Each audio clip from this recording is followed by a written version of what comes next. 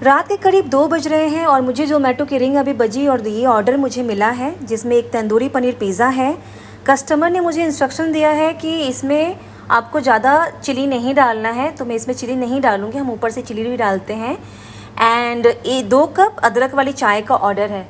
इस वीडियो में हम जानेंगे कि मैं मेरे कैफ़े में कैसे पिज़्ज़ा बनाती हूँ एंड दूसरी चीज़ कि ज़ोमैटो पे किस तरह से हम पैक करते हैं, क्या टाइमलाइन होती है, ज़ोमैटो हमें कितना टाइम देता है किसी भी ऑर्डर को प्रिपेयर करने के लिए।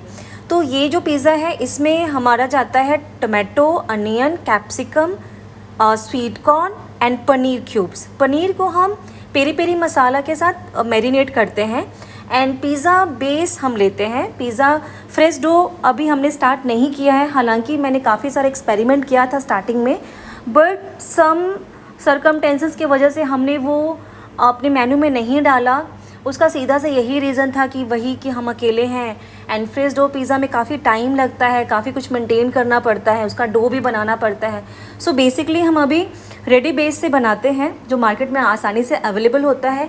मैं जो बेस यूज़ करती हूँ वो इंग्लिश ओवन का 8 इंचेस वाला होता है जो ज़्यादातर ऑनलाइन पे आपको मिलेगा या फिर आप ऑर्डर बेस पे मंगा सकते हो।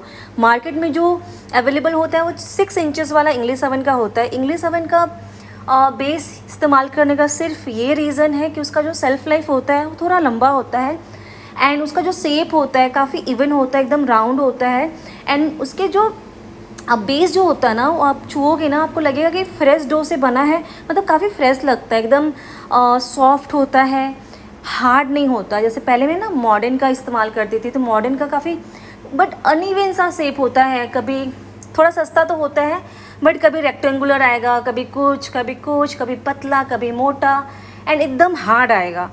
तो जब उस पर हम मसाले अप्लाई करते हैं ना तो मसाले को अच्छे से ऑब्जर्व नहीं करता है। और अभी मैं क्या करती हूँ कि बेस को ना चाकू से थोड़ा थोड़ा कट कर देती हूँ मसाला अप्लाई करने से पहले, तो पूरा मसाला अंदर चला जाता है। एंड मैं मसालों के साथ ना चीज़ी सॉस भी डालती हूँ ताकि नीचे भी एक चीज़ी बेस रहे एंड उसके ऊपर। और जो साइड में आपने देखा होगा कि मैं एक आउटलाइन क्रिएट करती हूँ ना, मैं मेयोनीज से करती हूँ। और वो आउटलाइन क्रिएट करने का रीज़न ये होता है कि जब हम लोग श्रेडेड मोज़रेला इस्तेमाल करते हैं तो जब मोज़रेला चीज़ डालते हैं ना तो वो बहुत बिखरता है, चारों तरफ गिरता है, तो वो जो आउटलाइन रहेगा ना तो वो उसमें चिपक जाएगा और बिखरेगा नहीं। तो ये रीज़न होता है आउटलाइन करने का। आपने देखा होगा बहुत से लोग ये करते हैं। तो सबसे पहले ये करने के बाद थोड़ा सा मोज़रेला चीज़ मैं नीचे डालूंगी और मैं मोज़रेला इस्तेमाल करती हूँ मिल्की मिस्ट का श्रेडेड, जो कि काफ़ी अच्छा होता है, काफ़ी स्ट्रेच देता है। ओके एंड एक लेयर चीज़ डालने के बाद मैं सारे जो भी टॉपिंग्स है लाइक पनीर क्यूब्स, शिमला मिर्च, टमाटो, बाकी जितनी भी चीज़ें जो मैंने आपको बताई वो सारे डालने के बाद ऊपर से फिर एक बार हम और मोज़रेला चीज़ डालेंगे एंड उसके बाद हम एक प्रीमियम क्वालिटी का ना हर्ब्स आता है, ऑरिगेनो मिक्स होता है उसमें एंड उसको हम डालते हैं एंड उसके बाद हम इसको बेक के लिए डालते हैं। बेक होने में हमें 12 मिनट लगता है स्टैंडर्ड टाइम। अगर आप 180 डिग्री पे बेक करोगे, थोड़ा जल्दी होता है तो हम 200 डिग्री पे कर लेते हैं अगर कभी समय कम बचा तो। एंड 2 कप चाय के लिए भी जो ऑर्डर आया था, मैं चाय के लिए यहाँ पे चाय पत्ती अदरक डाल दूँगी, लास्ट में मैं शुगर ऐड करती हूँ, मैं हमेशा से ऐसे ही बनाती हूँ। ओके तो ये मेरा चाय बन जाएगा। एंड ज़ोमैटो की पैकिंग की मैं बात करूँ तो रिव्यू जो होता है ना वो बेस्ड होता है फर्स्ट तो taste and second of course packaging.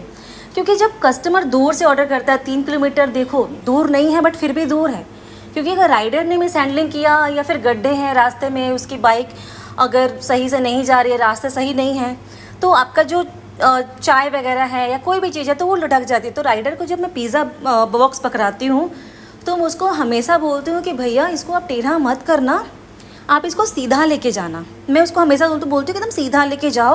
और मैं उनसे पूछती हूँ कि आपके पास बैग है ना, क्योंकि अगर उसके पास कभी कभी कोई राइडर होता है ना बैग लेके नहीं चलते तो वो लोग लटका के लेके जाते हैं ऐसे अपने बाइक या स्कूटी के हैंडल में, तो फिर वो सही से नहीं जाता है। तो मैं हमेशा मेक श्योर करती हूँ कि अगर राइडर के पास बैग नहीं है तो मैं अच्छे से उसको पैक करके देती हूँ। उनको बोलती हूँ कि अगर आपके पास स्कूटी है तो आप इसे डिक्की में डाल के लेके जाइए या फिर आप मुझे श्योरिटी दीजिए कि आप सही से लेके जाएंगे। सो बेसिकली 90% तो सही से चला जाता है।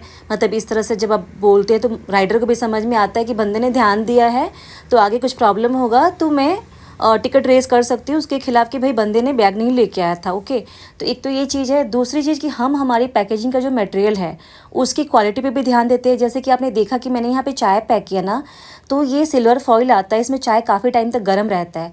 तो मैं सिंगल नहीं मैंने पैक नहीं किया, पहले मैंने पैक किया, उसको रबर से अच्छे से बांधा, फिर दोबारा मैंने डबल प्लास्टिक में डाला, फिर उसको भी बांधा मैंने।